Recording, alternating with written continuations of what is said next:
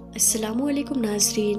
प्यारे नाजरीन, आज की इस वीडियो में हम आपको एक 11 साल के लड़के का एक सच्चा वाक़या बताने वाले हैं जिसने उत्तर प्रदेश के मुख्यमंत्री योगी आदित्यनाथ और देश के प्रधानमंत्री नरेंद्र मोदी की भी आंखें खोल दी और इन्हें एहसास करा दिया कि सच में अल्लाह की ज़ात बहुत बड़ी है और अल्लाह जो चाहे कर सकता है। और यही नहीं, इस पूरे वाक़ये को सुनकर आप लोग भी हैरान रह जाएंगे। इसीलिए आज की ये वीडियो आप सभी के लिए बहुत ही ख़ास है, आप इसको आखिर तक ज़रूर देखें। और सबसे पहले, अगर आप भी अल्लाह की ज़ात पर यकीन रखते हैं तो अल्लाह पाक की मोहब्बत में आप इस वीडियो को दिल से एक लाइक ज़रूर कर दें और मेहरबानी करके इसे शेयर भी कर दें ताकि और भी लोगों के पास में ये वीडियो पहुंच जाए। तो चलिए नाजरीन, वीडियो को शुरू करते हैं। नाजरीन, आज जो वाक़या हम आपको बताने वाले हैं, ये वाक़या है 11 साल के एक लड़के का जिसका नाम अनस बताया जा रहा है। ये उत्तर प्रदेश के गोरखपुर शहर की तंग गलियों में, यानी कि भीड़ भाड़ वाली बस्ती में, जहाँ पर कचरे के ढेर पहाड़ बन जाती है, जहाँ गलियाँ कूड़े कचरे से भरी रहती है, वहाँ पर रहता था। उम्र सिर्फ 11 साल थी और स्कूल कभी नहीं गया था क्योंकि इसके माँ बाप दोनों ही नहीं थे, यानी कि दोनों का ही इंतकाल हो चुका था और ये अपनी नानी के साथ में रहता था और नानी के पास में किताबें ख़रीदने के पैसे नहीं थे, इसीलिए कभी ये स्कूल गया ही नहीं था। हर दिन कचरा चुनता, बोतलें, प्लास्टिक जो भी मिलता उसको बेचकर खाने का इंतज़ाम करता और अपनी नानी के लिए दवाई लाता। एक दिन शाम के वक्त कड़ाके की ठंड पड़ रही थी। गोरखपुर की तंग गलियों में अमीरी की चमचमाती गाड़ियां गुजर रही थी और वहीं पास में एक पतला सा लड़का खड़ा हुआ था जो कूड़े के ढेर में कुछ ढूंढ रहा था। उसके कपड़े फटे हुए थे और हाथ मैले कुचेले थे, लेकिन उसकी आंखों में एक अजीब सी रोशनी थी। इस दिन शहर में एक बहुत बड़ा कार्यक्रम था जिसमें योगी आदित्यनाथ और प्रधानमंत्री नरेंद्र मोदी दोनों मंच पर थे। जगह जगह पर सबका विकास और सबका साथ के बड़े बड़े बैनर लगे हुए थे और साथ ही सड़क के दोनों तरफ काफ़ी भीड़ लगी हुई थी और मोदी मोदी के नारे लगा रहे थे और झंडे लहरा रहे थे और सुरक्षा की घरों में हजारों लोग खड़े थे। अनस ये सब दूर से देख रहा था। उसके हाथ में एक टूटी हुई प्लास्टिक की थैली थी जिसमें दिन भर की मेहनत भरी हुई थी। कुछ खाली बोतलें, कागज के टुकड़े और एक टूटा हुआ फूलदान था।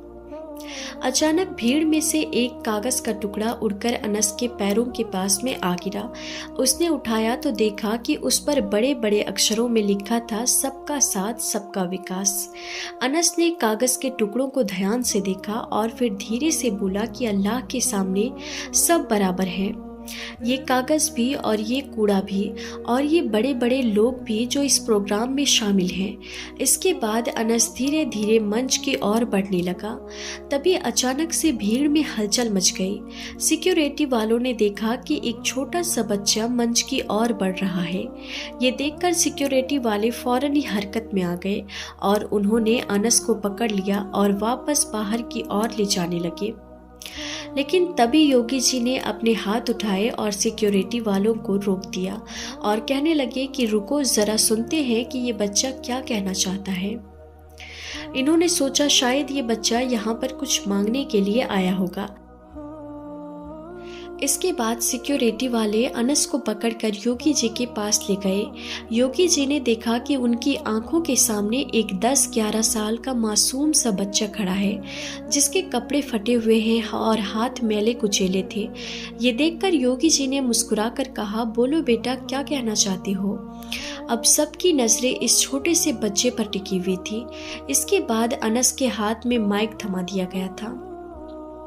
इसके छोटे छोटे हाथ कांप रहे थे, लेकिन इसकी आंखों में एक अजीब सी रोशनी थी। इसीलिए फिर जैसे ही इस बच्चे ने बोलना शुरू किया तो इसकी आवाज़ में अपने आप ही एक अजीब सी ताकत आ गई। इसकी आवाज़ कांप रही थी, लेकिन इसके मुंह से शब्द साफ निकल रहे थे।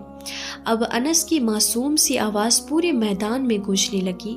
अनस कहने लगा, साहब मैं 11 साल का एक गरीब लड़का हूँ। मैं रोज़ कचरा बीनता हूँ। इस दौरान मैंने बहुत कुछ देखा है। मैं रोज़ देखता हूँ कि लोग कचरे में क्या क्या फेंक देते हैं, कभी खाना तो कभी कपड़े, कभी टूटे हुए खिलौने तो कभी पुरानी किताबें, और यही नहीं, कभी कभी तो लोग कुरान पाक के पन्ने को भी कूड़ों में फेंक देते हैं, जिसे देखकर मेरा दिल बहुत दुखी होता है। साहब आप बड़े आदमी हो, आपकी तस्वीरें दीवारों पर लगती हैं, लोग आपके नाम से नारे लगाते हैं, लेकिन याद रखिए अल्लाह की नज़र में सबसे बड़ा वही है जो सबसे ज़्यादा झुकता है, गरीब के सामने भी और मजलूम के सामने भी और अपनी नफ्स के सामने भी। साहब मैंने मेरी नानी से सुना है, मेरी नानी कहती है कि अल्लाह कुरान पाक में फरमाता है कि सब्र करो, अल्लाह सब्र करने वालों के साथ है। साहब आप दोनों बहुत बड़े आदमी हैं, आपकी बातें टीवी पर आती हैं, जगह जगह पर लोग आपकी तारीफ़ें करते हैं, लेकिन याद रखिए अल्लाह की नज़र में सबसे बड़ा वो है जो इंसान को इंसान समझता है, जो गरीब मजलूमों पर जुल्म नहीं करता है। मेरे प्यारे नबी ने फरमाया है कि सबसे बेहतर इंसान वो है जिसके हाथों से दूसरों को फ़ायदा पहुँचे, और सबसे बुरा इंसान वो है जिसके हाथों से दूसरों को नुकसान पहुँचे। कुरान में अल्लाह फरमाता है, बेशक अल्लाह सब्र करने वालों के साथ है। और साहब मैं सब्र करता हूँ, रोज़ भूखा सोता हूँ, लेकिन फिर भी अपने अल्लाह पर बहुत यकीन रखता हूँ। आप भी यकीन रखें, अल्लाह आपको और भी ज़्यादा अता करेगा, क्योंकि अल्लाह बहुत बड़ा है। वो ना कुर्सी देखता है और ना ही तख्तो ताज देखता है, अल्लाह तो सिर्फ और सिर्फ दिल देखता है। इतना सुनना था कि मंच पर खामोशी छा गई, हर तरफ सन्नाटा छा गया।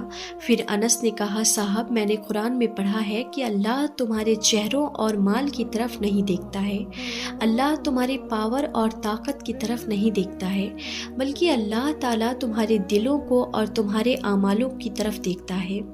यानी कि अल्लाह तो तुम्हारे काम को देखता है। साहब आप बड़े आदमी हैं, आपकी बातें सब सुनते हैं, लेकिन याद रखिए असल ताकत तो उसकी है जो छोटे से छोटे को भी देखता है। लेकिन अगर आप सच में सबका साथ चाहते हैं तो पहले आप मेरे जैसे गरीब बच्चों को देखिए, क्योंकि ऊपर वाला सबको एक जैसा देखता है, चाहे वो मंच पर हो या कचरे के ढेर में हो या फिर कूड़े के ढेर में अपनी ज़िंदगी को ढूंढ रहा हो। क्योंकि अल्लाह फरमाता है कि जो छोटों को दबाता है वो खुद को दबा रहा होता है, और जो छोटों की मदद करता है यानी कि जो गरीबों का ख्याल रखता है, तो समझो वो मेरी मदद करता है, और कल क़यामत के दिन मैं भी उसकी मदद करूँगा। साहब याद रखो अल्लाह एक है और वो बहुत बड़ा है, वो गरीब का भी रब है और अमीर का भी। और इस बात को भी याद रखो अल्लाह जो भी करता है वो अच्छा ही करता है, बस हमें एक दूसरे का साथ देना है, क्योंकि कल क़यामत में वही साथ काम आएगा। इसीलिए हमेशा इंसान को इंसान समझना चाहिए, और इंसानियत ही इस दुनिया का सबसे बड़ा धर्म है। इसके बाद अनस ने अपनी आखिरी बात कही, अल्लाहु अकबर। लेकिन उसकी रहमत से भी बड़ा उसका अदल है, यानी कि उसका इंसाफ है। वो सबको एक जैसा देखता है, वो सबके साथ में इंसाफ करता है, चाहे वो कचरा बिनने वाला हो या फिर कोई तख्त पर बैठा हुआ इंसान हो। नाज़रीन, इस बच्चे का इतना कहना था कि पूरे मंच पर खामोशी छा गई। आज प्रधानमंत्री और मुख्यमंत्री की आंखें भी शायद पहली बार किसी ऐसे बच्चे की तरफ देख रही थी जिसके पास में ना तो कोई कुर्सी थी और ना ही कोई पावर, बस उसके पास में सिर्फ एक सच्चा दिल था। इसके बाद योगी जी फौरन ही खड़े हो गए और जाकर इस बच्चे की पीठ को थपथपाने लगे, और फिर उसे गले से लगा लिया और कहने लगे कि बेटा, तुमने आज हमें याद दिला दिया कि सच्चाई इंसान की सबसे बड़ी ताकत है। इसके बाद योगी जी ने इस बच्चे की पढ़ाई का पूरा खर्च अपने जिम्मे ले लिया और साथ ही इसकी माली मदद करने का भी ऐलान किया। ये सुनकर मोदी जी ने भी अपना सर हिलाया और फिर जोर जोर से ताली बजानी शुरू कर दी। इसके साथ ही फिर पूरी भीड़ ने भी तालियां बजानी शुरू कर दी। नाजरीन, इसके बाद अनस मंच से नीचे उतरा, लेकिन आज उसकी ये छोटी सी आवाज़ पूरे देश में गूंजने लगी।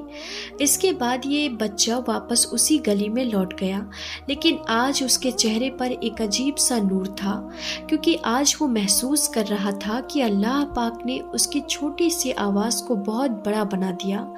इस दिन के बाद अनस की ये छोटी सी बात पूरे शहर में गूंजने लगी।